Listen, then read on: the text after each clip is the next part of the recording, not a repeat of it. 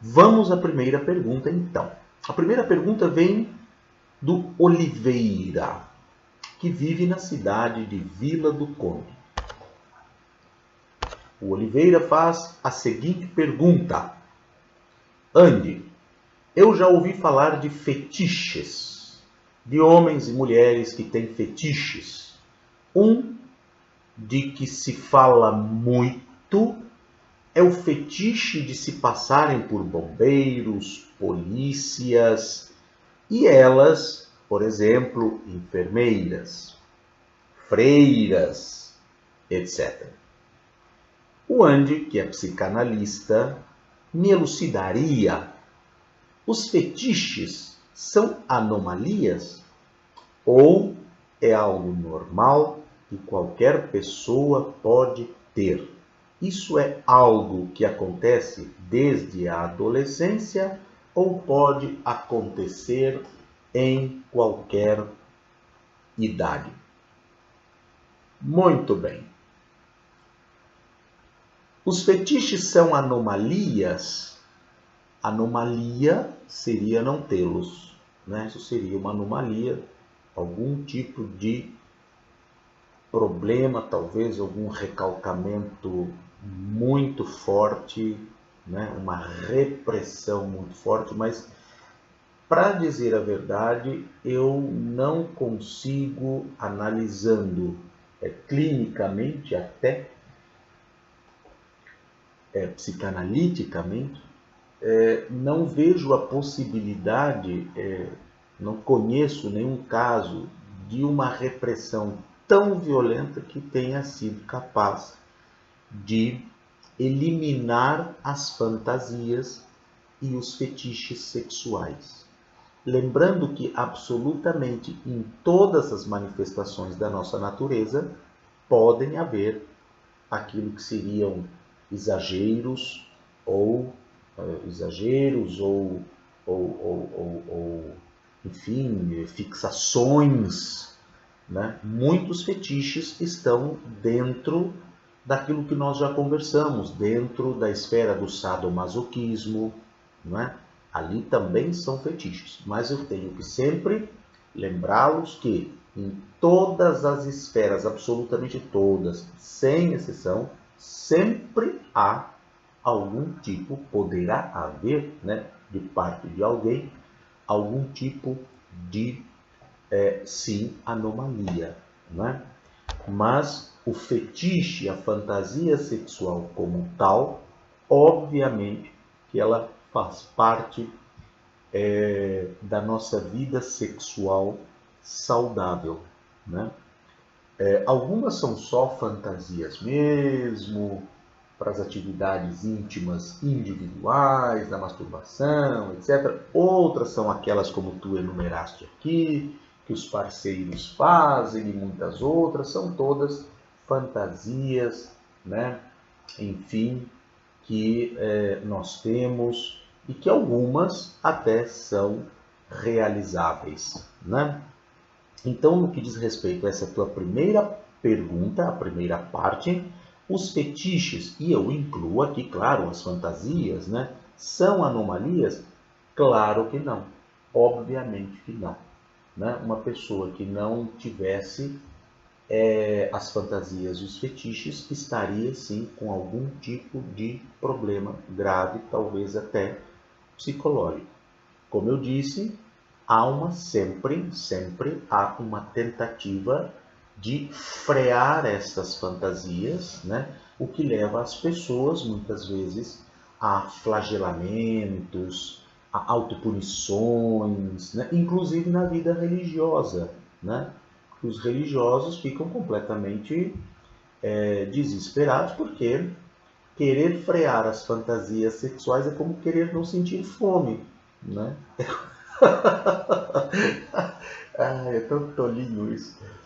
É como não querer sentir fome. Então as fantasias sexuais não tem como contê-las, não é?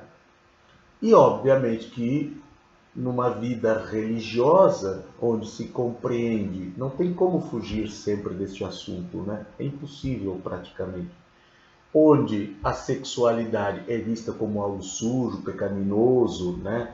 Precisa ser sublimado, então os coitados estão sempre, sobretudo nas religiões que obrigam ao celibato, né? Aqui eu me refiro mais do que tudo aos pobres clérigos de religiões celibatárias, né? Então ficam coitados, né? Imagina querer suprimir a fome e continuar sentindo fome e supor que ter fome é uma coisa suja, um pecado. Porque exatamente é só fazer essa comparação com as nossas fantasias sexuais, não é? Elas fazem parte da nossa psique. Então imagina considerar que numa vida religiosa, por exemplo, monges, monjas, padres, né, sacerdotes, etc., estão ali sempre com culpas, com tudo isso em cima, porque não conseguem não sentir, e ao sentirem se culpam, porque em princípio acham que não deveriam sentir, porque afinal de contas buscam a santidade e essa coisa toda, enfim. Né? Isso ainda é muito forte ainda na vida religiosa. Quando eu falo de vida religiosa, no caso não a vida leiga também, para os leigos também, isso é imposto. Mas pronto, eles pelo menos têm algumas válvulas de escape, como por exemplo a questão de poder namorar, casar, etc. Mas os clérigos dessas religiões, sobretudo por exemplo catolicismo, etc., têm esse problema. Mas também esse problema sempre é muito complicado, porque as fantasias, elas normalmente são fantasias, né? Aquele sonho, né? Com o time de futebol inteiro. Quem já não sonhou com isso, né? Enfim, e os homens, no caso héteros, né? Com a, sei lá, com com todas as enfermeiras maravilhosas, né? Com aquelas roupas de enfermeira, né? 15, 20, ou então com um harém, né? Quem é que já não? Né? Então imagina que, que essas fantasias, né? Quando se tem repressões e recalcamentos, né? Elas são vistas como assim como anomalias, como perversões mentais que precisam ser confessadas, né? Precisam, muitas vezes, essas pessoas vão mesmo ao flagelamento do corpo, à mortificação do corpo. Então, com cilícios, com coisas, com chicotinhos e não sei o que, para tentar conter o que não é possível, né? Então, indo adiante, ou é algo normal que qualquer pessoa pode ter? Ah, pronto, já respondi. Isso é algo que acontece desde a adolescência ou pode acontecer em qualquer idade? Normalmente não é nem da adolescência, já começa até... Bom, sim, né? Começa com o desenvolvimento, com o aparecimento da nossa libido, né? A manifestação dela, né? E claro, ali naquelas descobertas que eu também já falei aqui, quando vai se descobrindo a questão de qual gênero, a que gênero nós pertencemos, qual é o nosso gênero, né? Depois vem os nossos interesses, quando ali se configura a nossa orientação sexual, pronto, ali vem as fantasias. Né? A partir do momento que nós começamos a ter os nossos interesses sexuais na infância, ali já começam a aparecer as nossas fantasias, né? Quando nós já vamos para a prática masturbatória, que é na puberdade, né? Pronto, o que nós vamos fazer quando estamos nas nossas atividades solitárias íntimas? Fantasias, né? Fantasias, e pronto, aí vem todas essas fantasias, e claro que depois, né? Muitas dessas fantasias é maravilhoso, né? Realizá-las, né? Sobretudo com quem nós amamos muito. Realizar as fantasias. Às vezes são fantasias do companheiro, da companheira, que não é a tua, é a dele, né? Então dá muito prazer realizá-las, né? Realizar para o companheiro, né? Para a companheira, né? companheira sempre teve aquele fetiche, aquela coisa, aquela loucura por uniforme, né?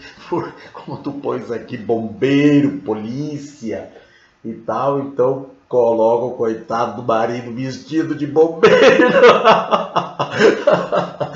Ai, ai, ai.